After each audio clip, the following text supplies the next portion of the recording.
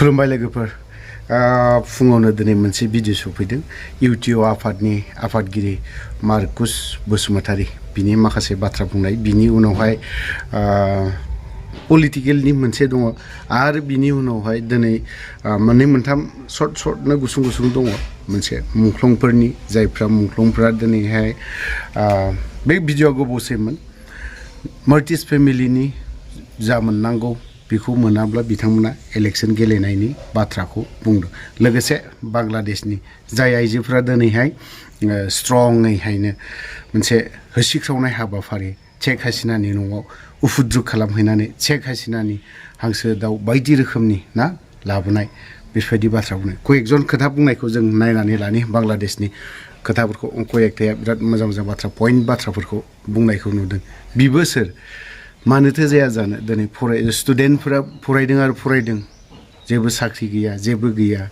बेखार जाना दं फरायनानै माथो लाब दङ बेफोरबायदि जानायनि सायाव कयेकजन बाथ्रा बुंनायखौ जों खोनासंनानै लानि Happy International Day for the world's indigenous people.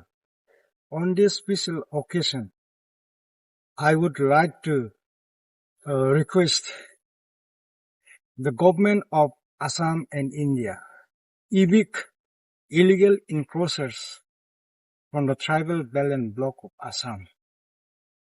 As per the Chapter 10 of Assam Land Revenue Regulation Act 1886 and as per the Honorable Guwahati High Court's order, give us back our land to us.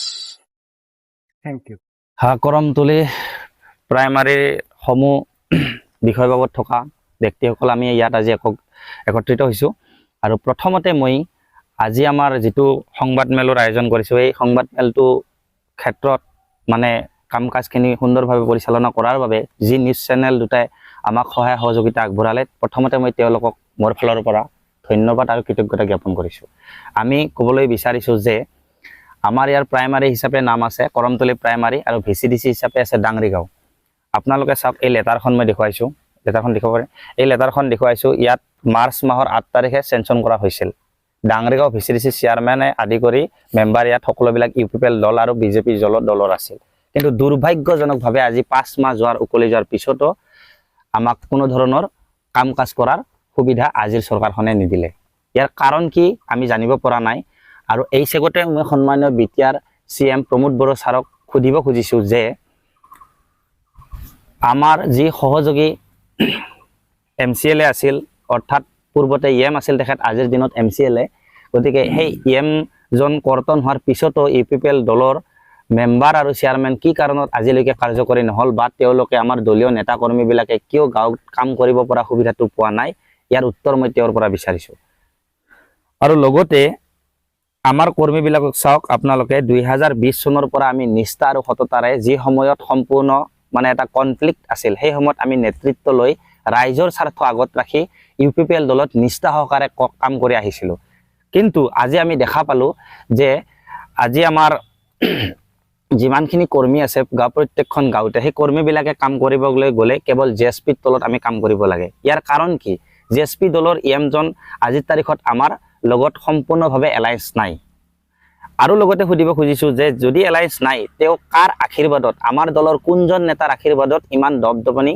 দেখুৱাই আছে যে আমি তেওঁলোকক খুদি কাম কাজ কৰিব লাগে গতিকে এইখিনিতে মই আৰু ক'ব বিচাৰিছো যে সন্মানীয় আমাৰ যি চেন্ট্ৰেল ৱৰ্কিং কমিটি আছে এই চেন্ট্ৰেল ৱৰ্কিং কমিটিক আমি জনাই দিব বিচাৰিছো যে আজিৰ পৰা আমাৰ এই কৰমতলী প্ৰাইমাৰী যিমান কেইজন আমাৰ যি বিষয় বাবদ পদবীধাৰী ব্যক্তিসকল আছে সেই ব্যক্তিসকলে আজিৰ পৰা দলীয় বিষয়বাব ত্যাগ কৰা বুলি আমি সংবাদ মাধ্যমৰ জৰিয়তে ঘোষণা কৰিছো আমাৰ এতিয়া 1986 পৰা বড়ো আন্দোলনত যিবিলাকে ৰাইজৰ দুখীয়া ৰাইজ গঠন কৰাৰ কাৰণে যি আন্দোলন কৰিল এই আন্দোলনত বহুত বড়ো লোকসকলে মৰি গেল এইবিলাকৰ কাৰণে যেতিয়া নেকি আমাৰ এতিয়া চলি থকা বিটিআৰ গভৰ্ণমেণ্টে যেতিয়া নেকি আমাৰ শহীদ পৰিয়ালৰ 5 লাখ টাকাকে দিম বুলি ঘোষণা কৰিছিল এই ঘোষণা কৰা হিচাপে আমি এতিয়ালৈকে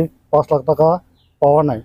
এইটোৰ কাৰণে আমি যিটো নেকি আহি থকা BTC ইলেকশ্যনত যি BTC ইলেকশ্যন হ'ব ইয়াত আমি বাক্সা জিলা বদৰেন চৈল পৰিয়ালে কেণ্ডিডেট দিয়াৰ কাৰণে আজি মিটিঙত এটা সিদ্ধান্ত লোৱা হৈছে।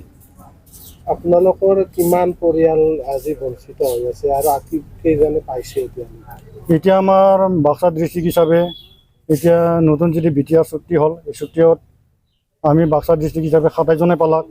আমাৰ এতিয়া আছে 1007 জন। এই 1007 জন ছয়ত পৰিয়ালে এতিয়ালৈকে 5 লাখ টকা পাবলৈ সক্ষম হোৱা নাই। মাত্ৰ 27 জনে পাইছে। এতিয়া আপোনালোকৰ পৰৱৰ্তী সময়ত কি নিৰ্বাচনত অৱতীৰ্ণ হ'ব?